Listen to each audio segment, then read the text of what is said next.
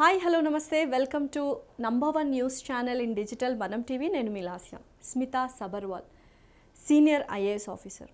గత 2 రోజుల నుంచి ఆమె గురించి తెగ వార్తలు వస్తున్నాయి. సో చాలామంది సోషల్ మీడియాలో కావచ్చు, డిజిటల్ మీడియాలో కావచ్చు, శాటిలైట్ ఛానల్స్లో కావచ్చు, ప్రతి ఒక్కళ్ళు ఒకటే మాట అంటున్నారు, ఆమ్రపాలి ఇన్ అండ్ అలాగే స్మితా సబర్వాల్ అవుట్ అని.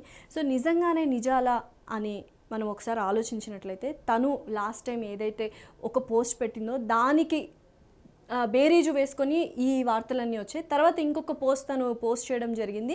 ఆ పోస్ట్ ద్వారా అందరి నోళ్లకు తాళాలు పడ్డాయనే చెప్పొచ్చు. సో ఫస్ట్ తను ఏ పోస్ట్ పెట్టింది ఏంటి? యాక్చువల్గా స్మితా సబర్వాల్ గారు గత ప్రభుత్వంలో సీఎంఓ క్యాడర్లో పనిచేశారు అండ్ అలాగే ఇప్పుడు ప్రస్తుతానికి నీటిపారుదల శాఖ ముఖ్య కార్యదర్శిగా పనులు కొనసాగిస్తున్నారు. సో నిజంగా ఎందుకు ఇటువంటి వార్తలు వచ్చాయి అనే దానికి కారణాలు లేకపోలేదు. ఎప్పుడైతే రేవంత్ రెడ్డి గారు ముఖ్యమంత్రి అయ్యారో వెళ్ళి కనీసం కలవడం కూడా జరగలేదు స్మితా సబర్వాల్ గారు. అలాగే ఈ నీటిపారుదల శాఖ సమీక్షలు ఏవైతే నిర్వహించారో వాటికి కూడా గైర్హాజరయ్యారు. సో ఇటువంటి రకరకాల కారణాలు అండ్ పూర్వం కేసీఆర్ గారికి చాలా ఫేవరెట్ స్మితా అగర్వాల్ గారు. సో ఇద్దరూ కలిసి కొన్ని అవకతవకలు చేశారు కొన్ని కార్యక్రమాల్లో, ఇలాంటివన్నీ కూడా వస్తున్నాయి. సో అవన్నీ నిజాల అబద్ధాల అని పక్కన పెడితే ప్రస్తుతానికి తన మీదున్న అభియోగంలాని, తన మీదున్న వస్తున్న వార్తలు ఏంటంటే తను కేంద్రానికి వెళ్ళిపోవాలనుకుంటుంది. సో తను ఆల్రెడీ తన నివేదికను వెల్లడించుకునే, నాకు ట్రాన్స్ఫర్ అవ్వాలి, సెంట్రల్ డెప్యుటేషన్కి నేను వెళ్ళిపోతున్నాను, నాకు వెళ్ళాలని ఉంది అని చెప్పి తనే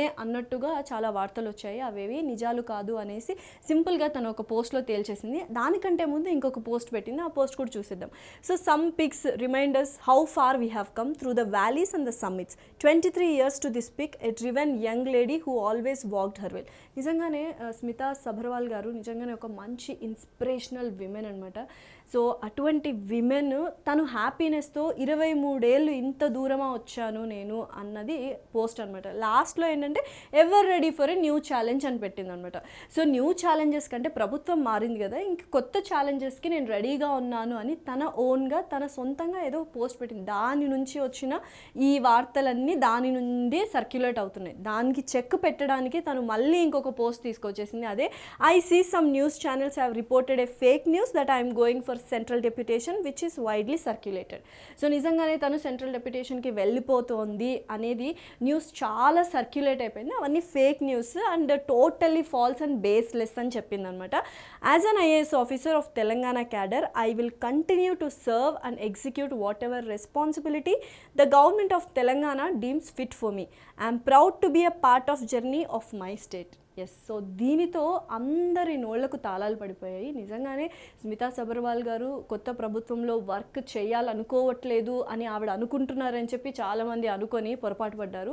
ఈ ఒక్క పోస్ట్తో తను చెప్పింది ఆ వార్తలన్నీ బేస్లెస్, ఫాల్స్. నేను నిజంగా గర్వపడుతున్నాను తెలంగాణలో ఉండి and one of the part అయి ఉండి నేను వర్క్ చేయడానికి చాలా గర్వపడుతున్నానని చెప్పింది.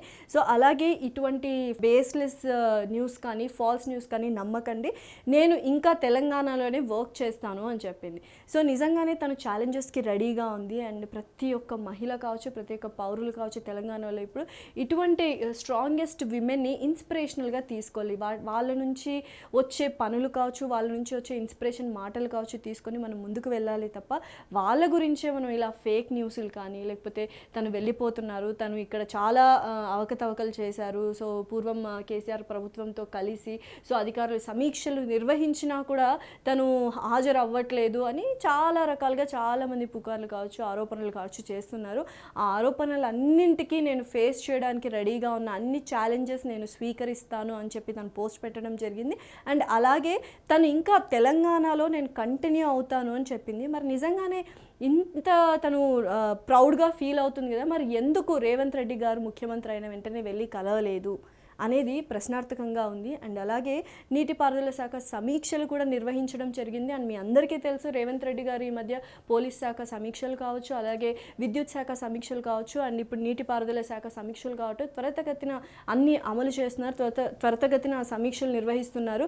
ఏ అధికారులు ఏ శాఖల్లో ఉన్నారు, అసలు ఏం జరుగుతోంది, బడ్జెట్ విషయంలో కావచ్చు, ఎంత మనీ ఇక్కడ మిస్యూజ్ చేయబడింది, ఇటువంటి వాటి మీద అన్నిటి మీద చర్చలు తీసుకొస్తున్నారు. ఎందుకంటే 6 గ్యారంటీలు ఏవైతే వాళ్ళు మేనిఫెస్టోలో ఇవ్వడం జరిగిందో, చెప్పడం జరిగిందో అవన్నీ మనము ఇంప్లిమెంట్ చేయాలి అంటే శాఖల్లో జరిగిన అవకతవకలు కావచ్చు, శాఖల్లో జరిగిన డబ్బు ఏదైతే మిస్యూజ్ చేశారో అదంతా బయటకు తీస్తే కనుక 6 గ్యారంటీలు ఏవైతే ఇచ్చారో ఆ డబ్బంతా ప్రజలు ట్యాక్స్ రూపంలో పడకుండా డెఫినెట్లీ అవన్నీ సంక్షేమం పథకాలకు ఖచ్చితంగా ఉపయోగపడతాయన్న ఒక గొప్ప ఆలోచనతో ఆయన ముందుకెళ్తున్నారు. సో ఈ తరుణంలోనే ఆయన ఇటువంటి సమీక్షలు, అన్ని శాఖల యొక్క సమీక్షలు కానీ మీటింగ్స్ కానీ నిర్వహించడం జరిగింది. ఆ మీటింగ్స్లో నీటిపారుదల శాఖ కూడా ఒక శాఖ. అందులో స్మితా సబర్వాల్ గారు ప్రస్తుతం ముఖ్య కార్యదర్శి ఇన్ఛార్జ్గా ఉన్నారు కాబట్టి తను హాజరు కావాల్సిన సమీక్షకు తను హాజరు కాలేదు.